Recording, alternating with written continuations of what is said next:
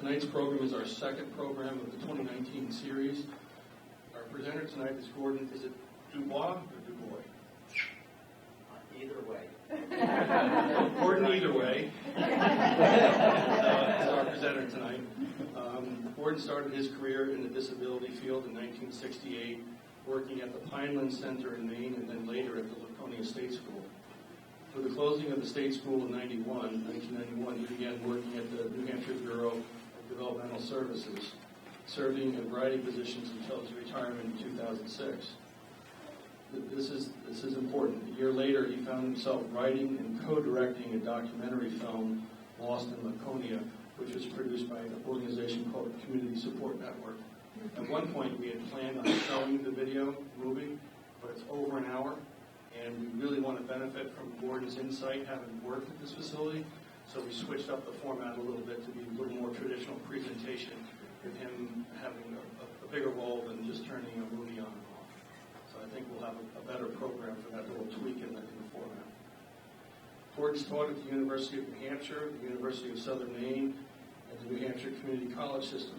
He's also served as a team leader at the University of New Hampshire Institute on Disability and Family Leadership Series. He lives in New Hampton with his wife Nancy and spends much of his time hiking in the mountains of the Northeast. Many of you may be familiar with his outdoor column that he writes for the Laconia Daily Sun. Tonight, Gordon will use his extensive collection of photos and letters and documents to trace the evolution and growth of the Laconia State School. He will connect the institutional history of the state school with the larger social principles which led to changes at the national level and in social policies, ultimately resulting in the closure of the facility in 1991. So with that, please join me in welcoming to Meredith Gordon either way. Thank you very much. A very warm welcome. So I always like to start with a few mess-ups that I make, making me very human. So last week, and this is part of the problem, I have programs that I do on hiking, and I have this program and some other programs I do. And last week, I had a hiking the Lakes Region program for the Sanbornton Library. So I had it written down as Friday of last week. I'm eating my supper, and I get a call. This was on Thursday, and the librarian calls, Gordon, where are you? I go, I'm at home. Oh, well, you're supposed to be here in 10 minutes. So I dropped my meal. I had to stop drinking my beer. And I'm driving like 90 miles an hour down 132 to get there, in 10 minutes, which is like a half-hour drive. A policeman stops me. He says, where are you going at 50 miles an hour? Is your wife pregnant or something? And I go, no, I have this program. And, oh, yeah, we heard about you. They gave you an escort. So, carrying on this tradition, I thought the program was at the town office annex building. So I'm there, waiting around, there's no cars. I go down to the police station, I go, am I at the right place in community town access? Yeah, that's where you, I go back. Well, anyway, she says, what are you doing there? And I go in a program to the Laconia State School. She said, oh, I used to live right down the street. And we used to round up the cows when they wandered off. She lived on Old North Main Street. And they used to wander off, and all the kids would get together, and we'd herd the cows back to the pasture. And they're like, oh my God, this is like full circle. And I said, what is your name, by the way? She says, well, my maiden name was Beasy. I go, oh, I know Chip Beasy. I used to play basketball with him. And so, like, all these little things come together. Anyway, I got here like 5 minutes before 7, and John was very patient, and so was I. So I had to say a few ohms, from my yoga to kind of calm down. So here I am. Welcome to Meredith. anyway, it's good to be here, and I thank you for the invitation to share this with you. It's something I've been doing for a long time, since about 2003. So I was doing a lot more often, but every once in a while, the Laconia State School head rears its head, and I'm back here again. And a lot of it probably has to do with the recent developments at the former Laconia State School grounds to kind of convert that to, I'm not sure what. I'm not sure the commissioner's sharing it, but housing, sports complex, whatever. But this is not what I'm here all about. And if you ask me any questions about it, I'll just say I really don't know. There's other people that do. But anyway, there's an ongoing statewide discussion about the conversion of that property. And does everyone know what I'm talking about? Have you driven by it? You know what it is? Everyone? Okay. All right. Did anyone ever work there? A few of you? Good. Okay. So you have your own stories. I could ask, has anyone lived there? Okay, because sometimes people who come here, who come to my presentations, have people who live there living with them in either adult foster care or group home, whatever. So I always like to ask that question. So anyway, do I need the microphone? Yes. Yes or no? Do I need the microphone? Yes. My God, this is a heavy microphone. So I could do my Dean Martin impersonation, but I'll save that for later.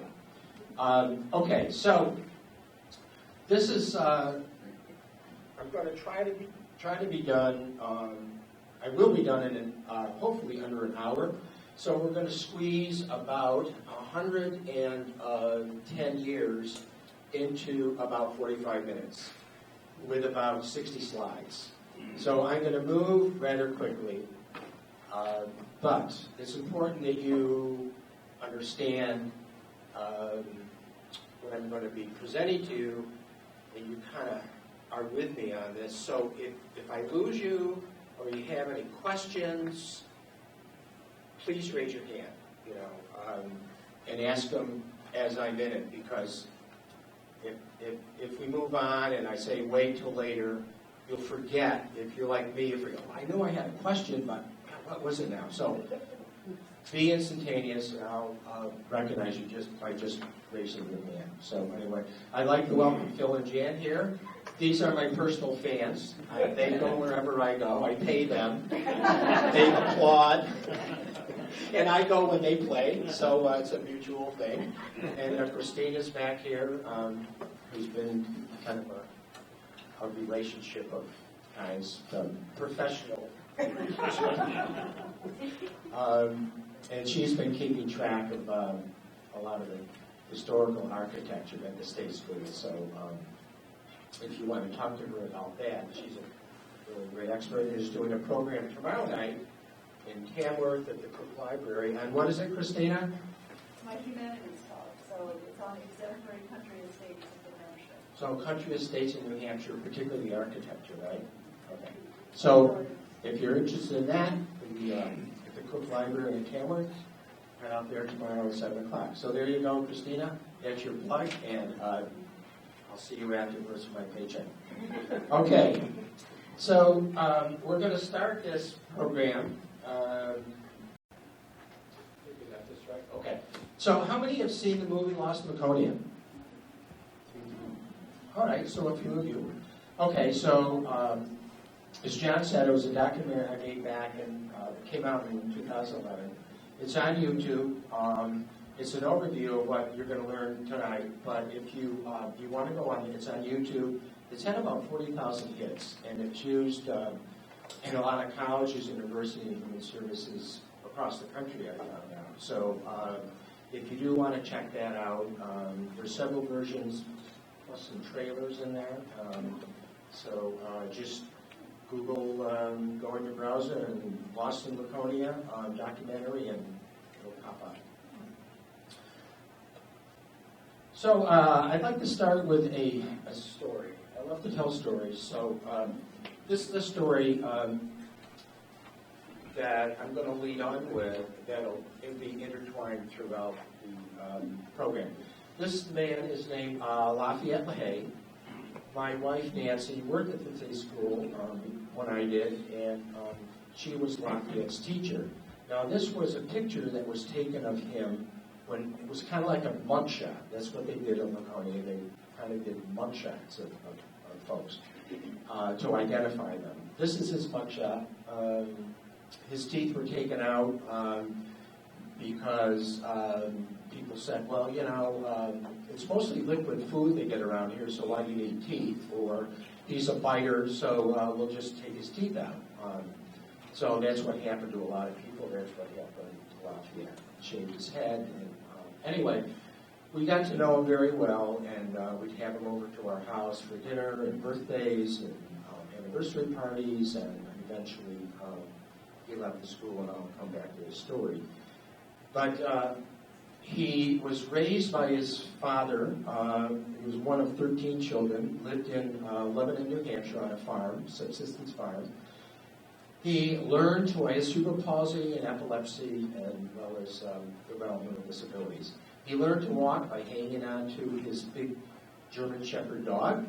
He would pick vegetables with his father, and he loved fruit because he would go out and with his dad, and he would pick berries that kind of lived off the land.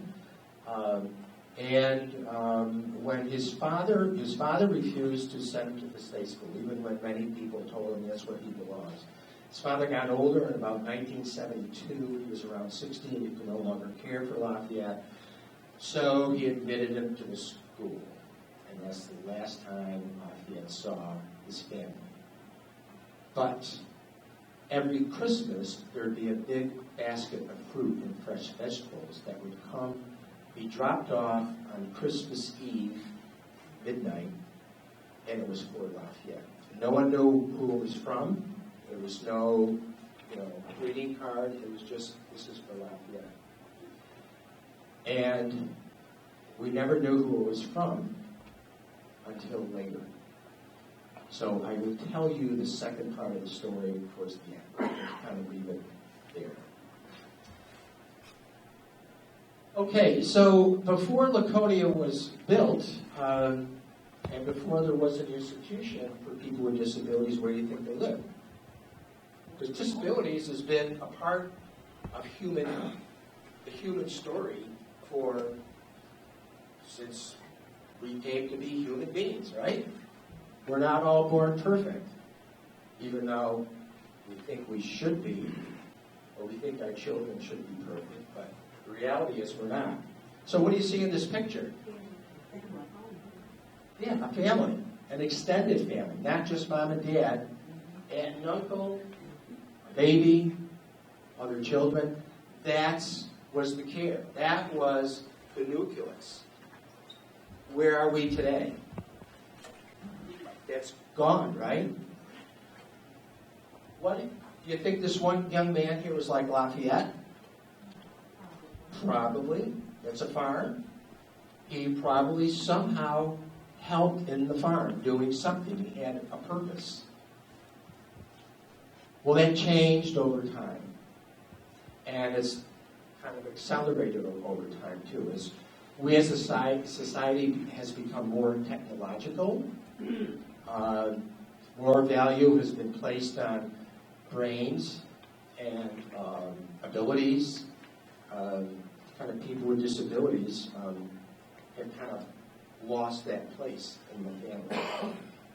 Not everyone, but, as society as a whole. Here's another, this is from the Robert Bogdan collection at University of Syracuse. Yeah. So here's another picture, a more formal picture. But here, mom and dad and 2 kids, and one is in a wheelchair. Again, early, late 1800s picture as well. So you get the idea what I'm talking about, right?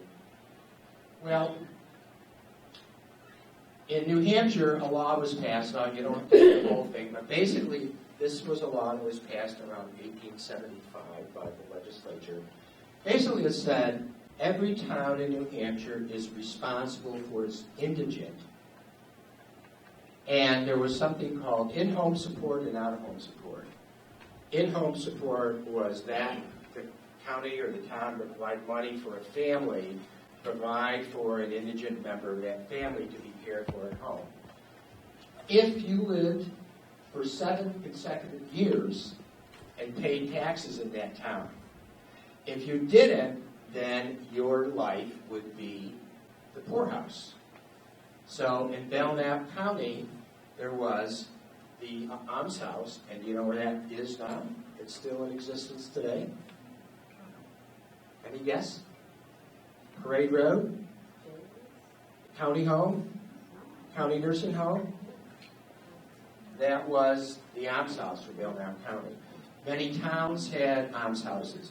You might drive by a road and it says Poor Farm Road. Have you ever seen that? Okay. That meant there was a poor farm, like the Belknap County home, for a particular town or a particular district. So that was a social change. This is an old picture of the Belknap County farm.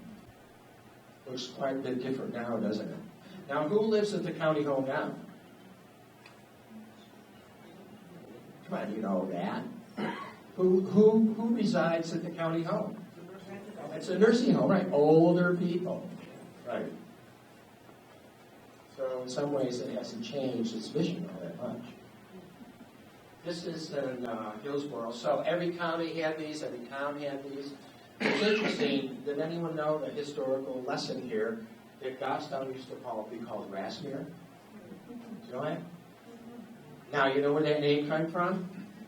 It was a beautiful town in the Lake District in England where William Wordsworth lived and wrote poetry. And so somehow this reminded probably the early residents of their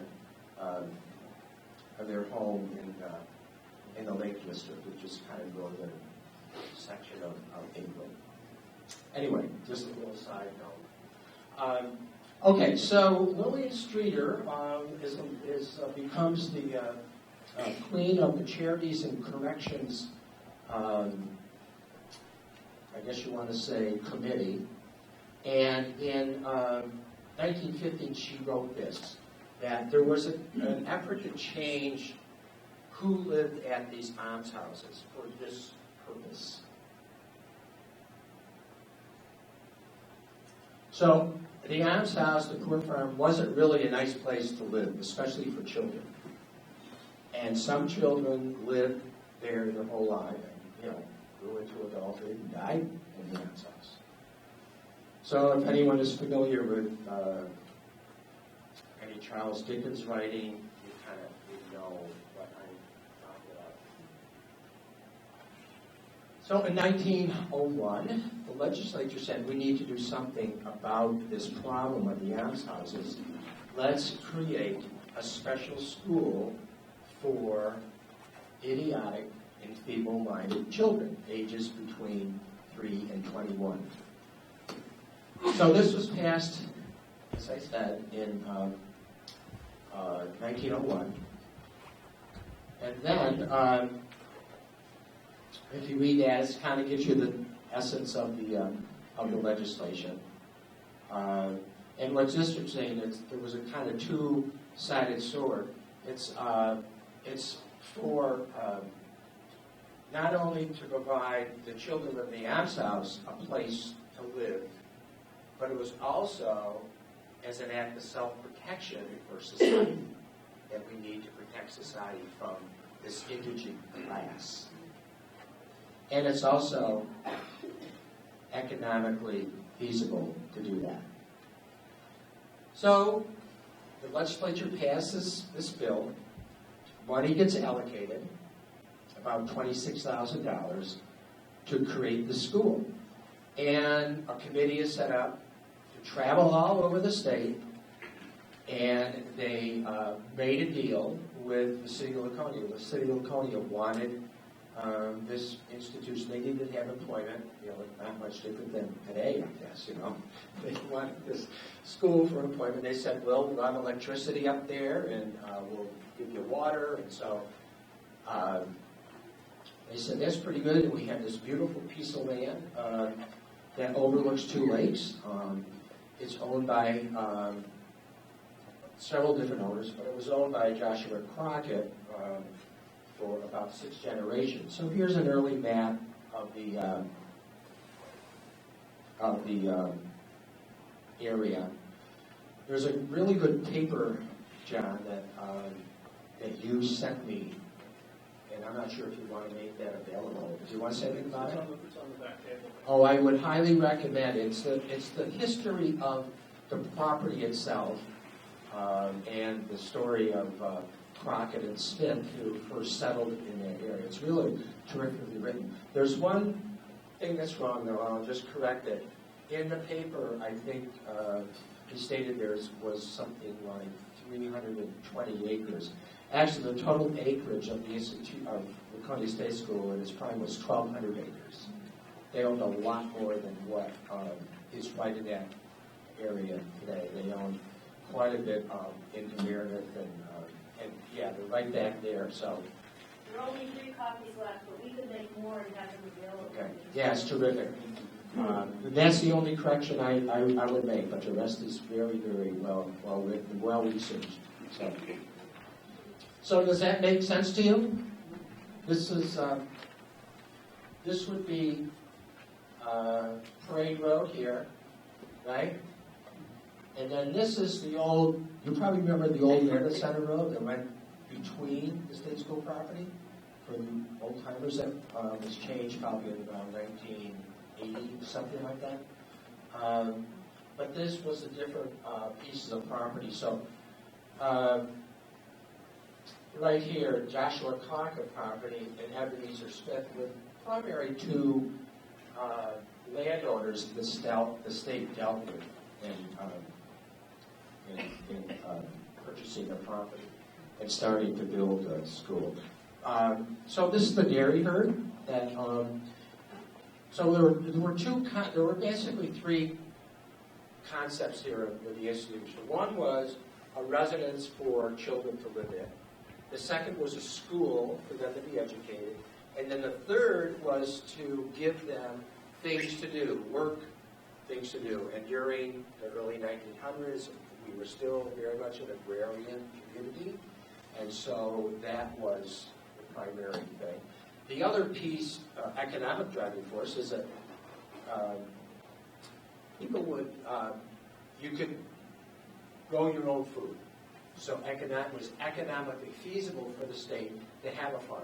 So all the county farms, all the county homes had farms, and I think the one in, is it Pittsburgh? I think still has a dairy herd. So it's kind of interesting. In Stewartstown. What's that? It's in Stewartstown, that's it. Yep. I think they still do. Okay, moving quickly along. And if you have questions, you're still with me, right? All right, haven't lost you. Okay. This is the superintendent's house. So this was the Crockett family's home. I mean, it originally was a log cabin when Joshua first came there in the late 1700s, before the Revolutionary War. And then he came back after that, after fighting in the Revolutionary War. And then he started the farm. Then 6 generations lived there. And he died and willed it to his children. They didn't want anything to do with farming. It's kind of like today's world, right? I know lots of farmers. My daughter was a dairy farm for a while, and their children. This is too hard. I mean, this isn't for me. So it wasn't much different than it was today in some cases. All right. This is an early picture of this around early 1900s, when the school first opened, for ages 3 to 21. You had a girls' dormitory, and look how nice those little girls look. Now let's go to the boys. Look at them. And look at that poor teacher there. I mean, she looks like a wreck. That's how my wife used to look like when she came home. Okay, so remember I said a component was the school, pretty typical looking school. The school building, very typical. Actually, when I was trying to find the town office here, I went to the Hummerston School. Is that on Main Street? I thought that was the town office. And beating on the door. Let me in. No one answered. And then this is the picture of the two dormitories. So you had a girls' dormitory on the left and the boys' dormitory on the right. And then the kitchen, dining room would be between those two buildings in back. That was the original of the school, the dormitories, the dining hall, and the farm was pretty much what it was when it first opened. Now, suddenly we go from children to adults. So what do you think happened? Any idea? They grew up. Well, they grew up. Well, that's one. The population also went from 40, 60, somewhere in there, to around 200 in like 2 years. So why do you think that was? What was the driving force behind that? Anyone have an idea? Think about the law. Huh? Oh, Maywood? Well, kinda. Remember the law said something about protection of society? So you have adults that are feeble-minded who were seen as a threat to society. You know, they have weak minds. Feeble-mindedness means weak mind. Feeble-mindedness, they're susceptible to crime, prostitution, gambling. Nothing's changed in our culture today, has it? And so they changed the law from 3 to 21 to 3 till whatever the Board of Trustees would feel that someone could leave the school. So suddenly we have a number of lots of adults. The population by 1972 was around 1,200. So it was like a small town. So here's a picture. This was probably taken in around 1940, the aerial photograph. So again, you have Parade Road that runs parallel to Opeechee Lake. Then you have the old Meredith Center Road. I mean, it's still there, but it dead ends coming up through the middle of the picture. And then you have the main campus to the right of Meredith Center, and you have the farm complex between Meredith Center Road and Opeechee Lake. That kind of gives you a visual. And just to go back to the commission, what the commission is looking at is the parcel pretty much in the middle where the buildings are, and then up towards Rocky Mills Park. Yes? Is it at all possible to describe the nature of the relationship between the two sibling facilities, Laconia State and New Hampshire Hospital? That's a good question. Yeah. As these facilities evolve, could you categorize in any way the nature of their relationship? Yeah, but that's a really good question, because that'll come up a lot. So the question was, what was the difference between New Hampshire Hospital?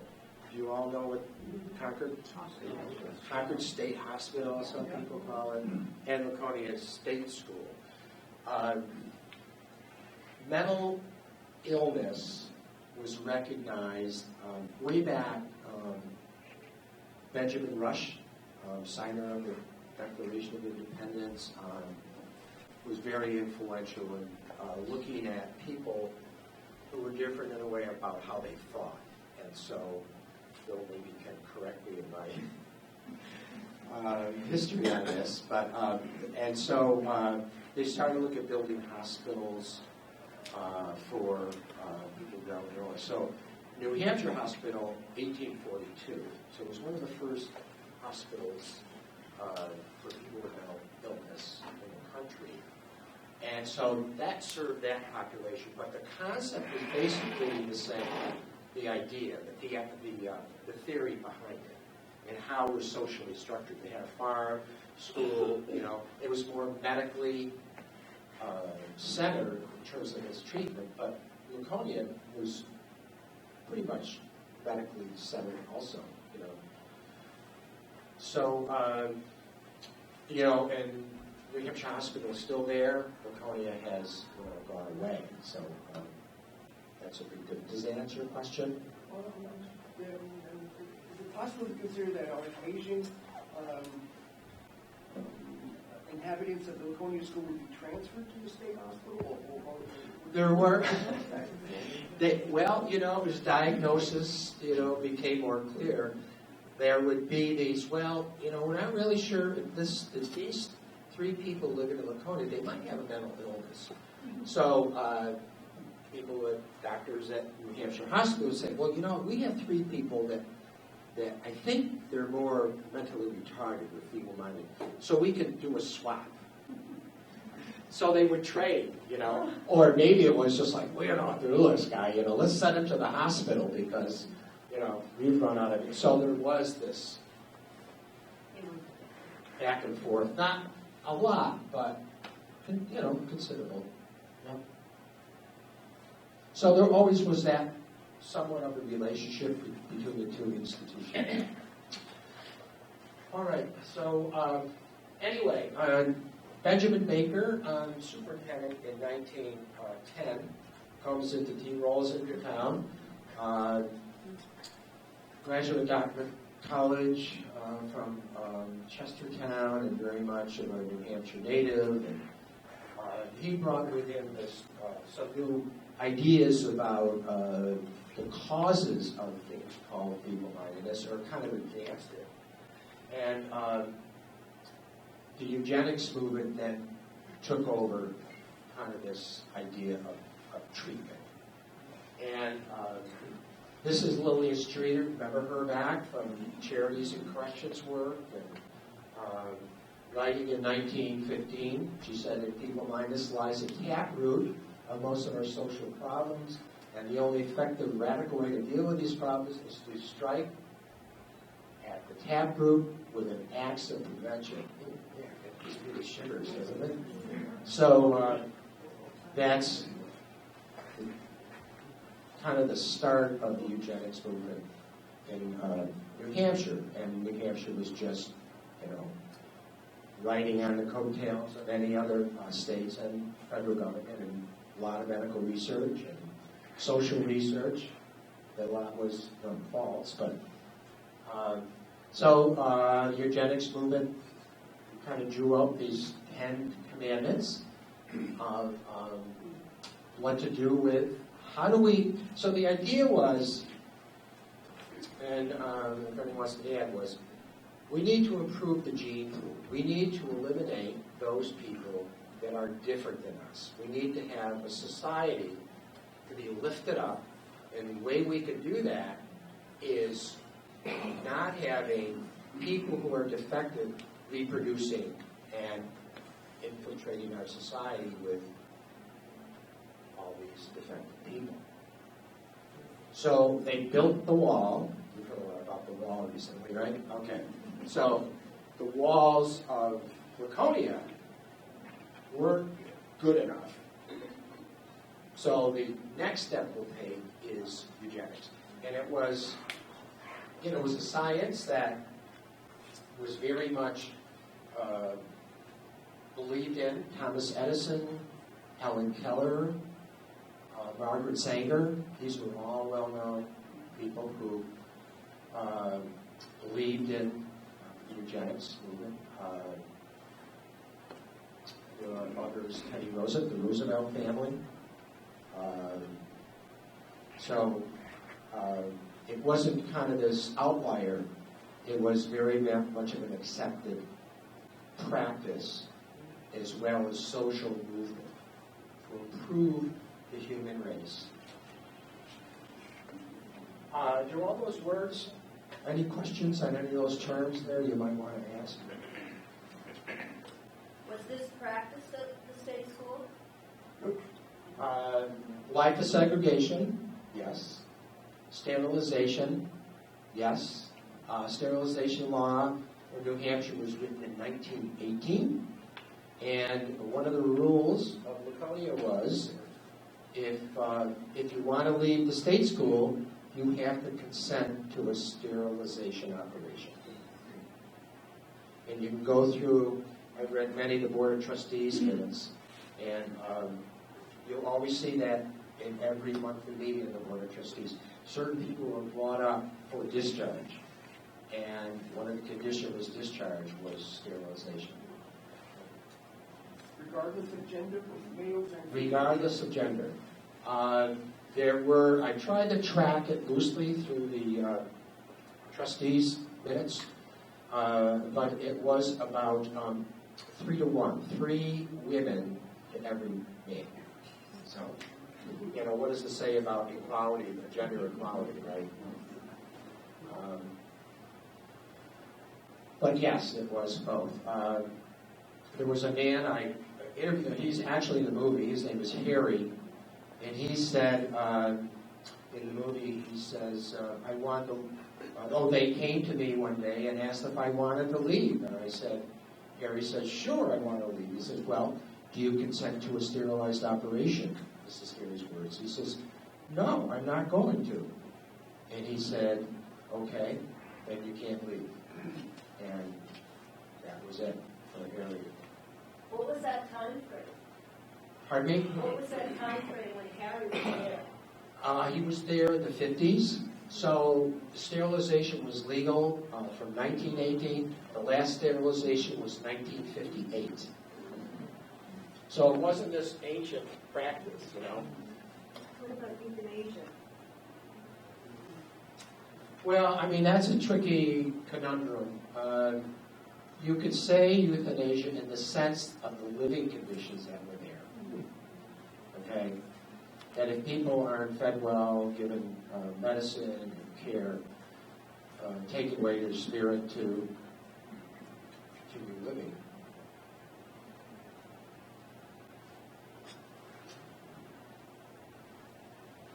Well, so, again, maybe this would go to the point, too. A few pictures of what condition law. Now, most of these pictures, I couldn't find any pictures from the 30s and 40s. So these are from the 50s and 60s. So this is the typical bathroom. This is a typical day hall for people with multiple disabilities. This is a building that's still there. Highest building. All the buildings were pretty much named after governors. Phil and I worked in the blood building. Someone called me, maybe it was John. Said, the blood building? What was that all about? It's like a scene from Dracula, right? I said, well, there was a governor, Harry Blood, from 1940 to 1942. So, I bet you didn't know that, right? That could be on your next quiz. Who was the governor named Blood? Robert O. Blood. That's Felker Building.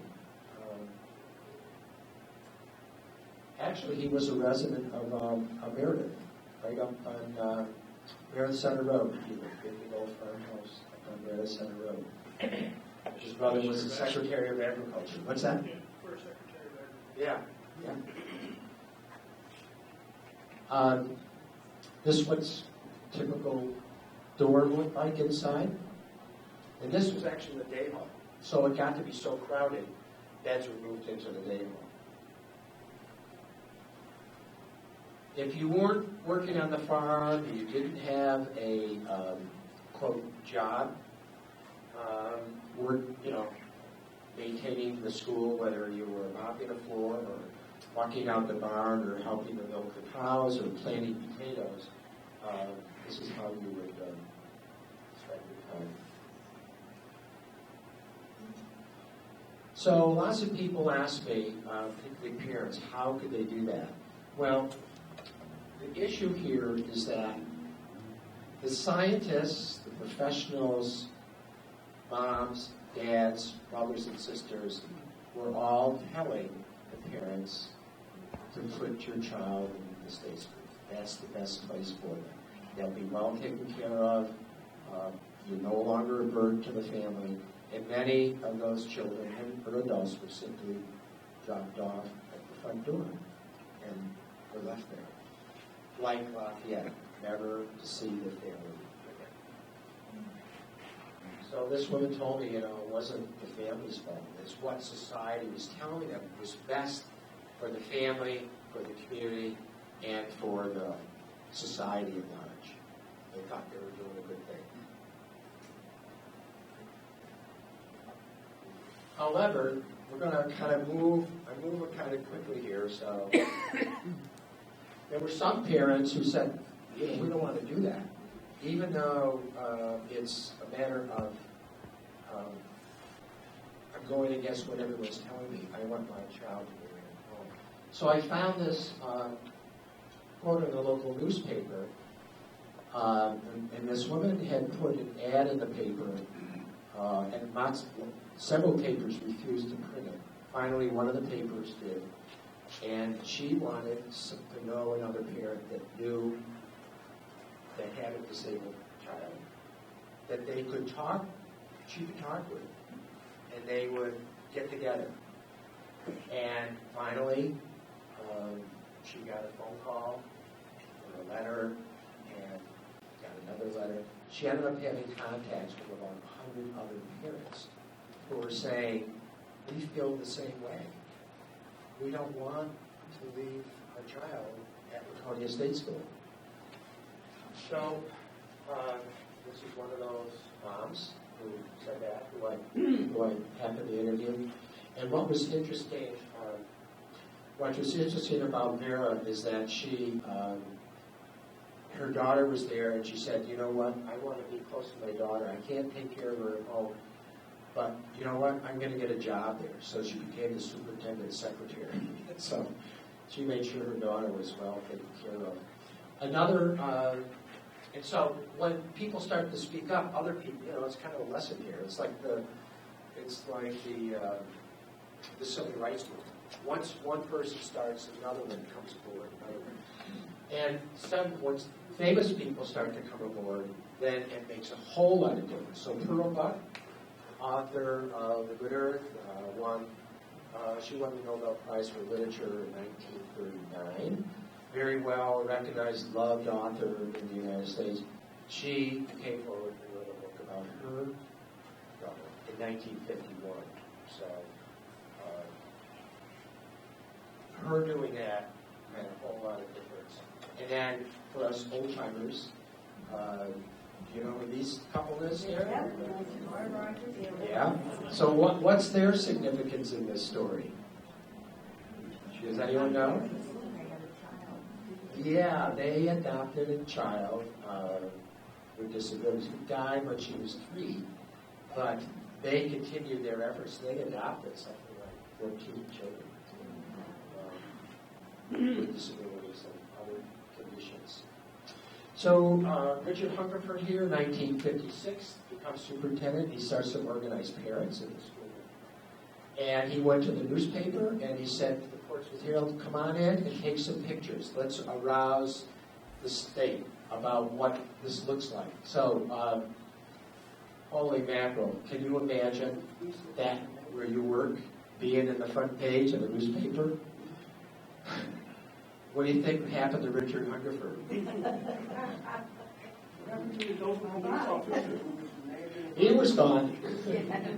1958, his charges drummed up against him, and he was history. So the next superintendent, Arthur Toll, probably was a little more politically astute. He was a superintendent from the school system in Berlin, so he had some experience with a political scene, but he continued the advocacy. Another important aspect of this whole story And the movement was this family getting involved. So you know who this is? It's Eunice Kennedy Shriver, correct. So she's most famous for the Special Olympics, but a lot of people don't know that when John Kennedy was running for senator of Massachusetts, their sister, Rosie, probably was spectrum in some, and she was a problem child. Joe took her to England to have a lobotomy, thought that would cure her. She came back. She was institutionalized at a school out in Minnesota and far away from home. But what Eunice said to John, you know, family secrets can't be kept here if you're going to be running for office. So they came forward, and then the Kennedy, John became very much of an advocate in signing into legislation federal support for disability programs in the state. And that was because of the work of Eunice, really. So Laconia starts to change and involving more parents and grandparents. The farm continues, but in 1970, 71, the farm no longer is an economically viable thing for the school. So it's cheaper to buy food in cans, frozen food, so the farm gets sold off. These guys who probably would be working on the farm no longer are working on the farm. They ended up sitting around waiting for life to happen. Maybe a room like this. Other people with more significant disabilities have lives. So parents, conditions, yes? Just a brief comment. I know in some states, the farms came to an end because civil libertarians argued that it was a form of slave labor, even though it was perceived as therapeutic and certain self-sufficiency. Yeah. It was perceived as slave labor. Yes, that's a really good point. I'm trying to go really fast, No, but I want to let you. Yeah. So the question is. I don't know if that was the reason that the farm came to an end. That's part of it. Yes, very much so. So you have to understand. I probably didn't say this. Just trying to get through my time frame here. But the school, the people who worked at the school were never paid. It was, say, slave labor, so to speak. Right? They were never paid. It was like the workhouse in Dickinson. You know, we're giving you room and board, and in order to earn room and board, you got to have a job. You got to work. If you can work, you can get your Social Security benefits, so to speak. So, what happened was legal. The issue wasn't only with economics, but it was the fact that there was a lawsuit in federal court representing people with disabilities saying if they're going to work, they have to be paid. So the federal district court ruled that the state school, the state of New Hampshire, had to pay back pay at what minimum wage was, plus pay people from now on to work. And the state said, well, we're not going to pay them. We can't afford it, you know. We'll just have to raise tolls or something like that. So everyone got laid off. They sold the farm. And so thank you for bringing that up. That's a really good point. Yeah.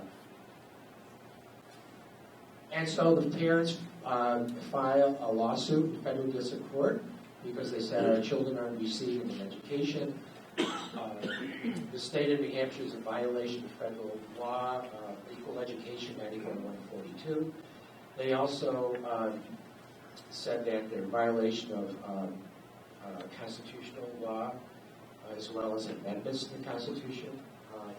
And so the state, representing Laconia State School, the Attorney General's office, argued in favor of these conditions, and the parents argue that the state needs to make changes and create community and community service system So who do you think won?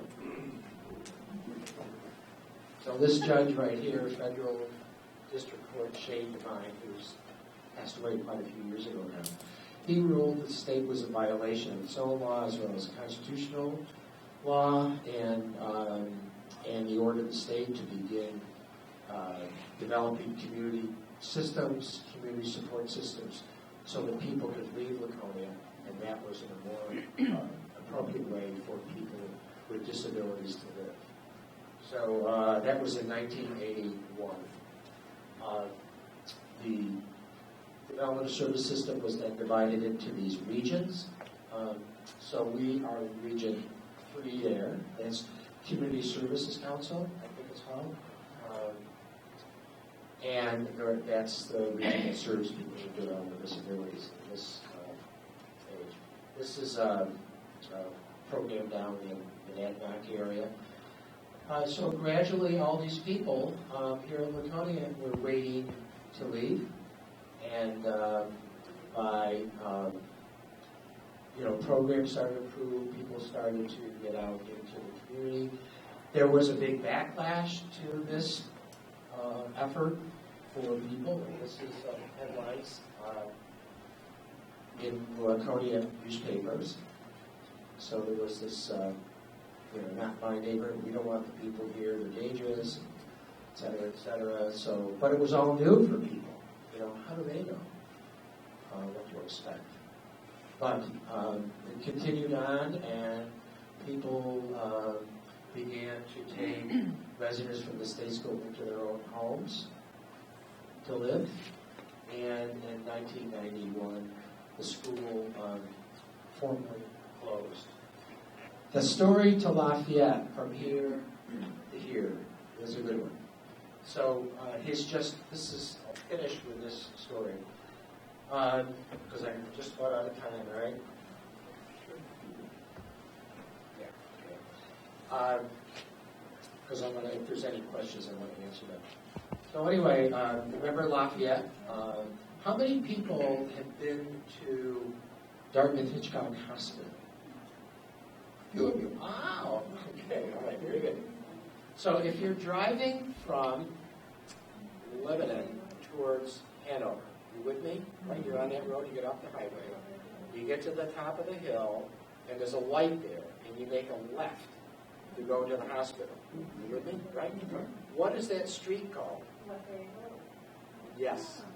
It's called LaHaye Road. Lafayette's family, their farm, occupied what is now Dartmouth Hitchcock Hospital. Pretty interesting turn here. Huh? So Lafayette, remember we'd get this basket of fruit, and he'd get over, and he'd have his fruit, he'd be all happy. But we never knew who it was from. And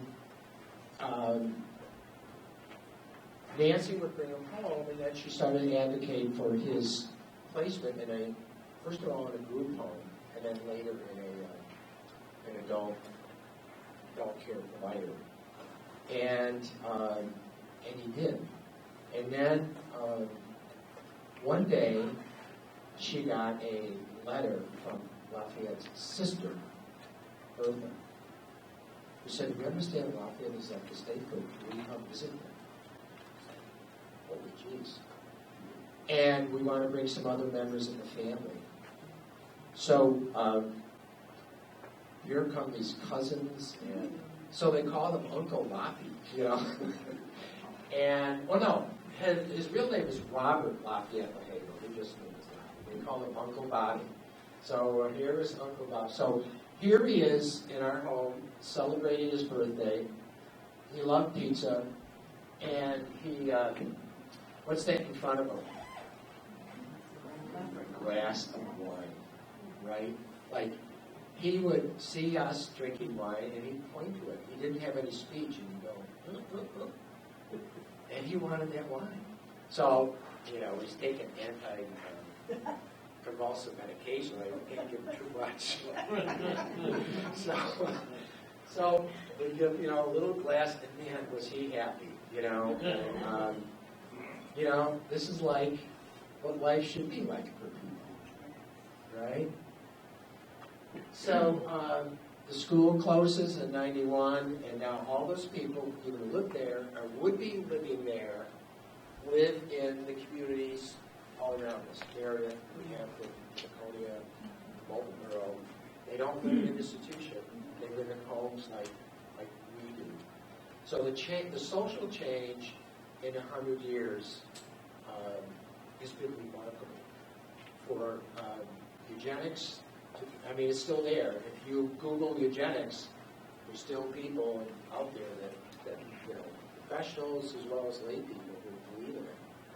But the eugenics is basically going into people's lives. Their living conditions have changed. Parents' acceptance. Last week I was at something called the Family Support Conference doing a similar program, and there were 620 family members at this conference who all had children with disabilities, all learning more about how to care for their children and connecting with each other to support each other. So it's kind of a remarkable movement, and I thank you for your time. And if there's any questions or comments.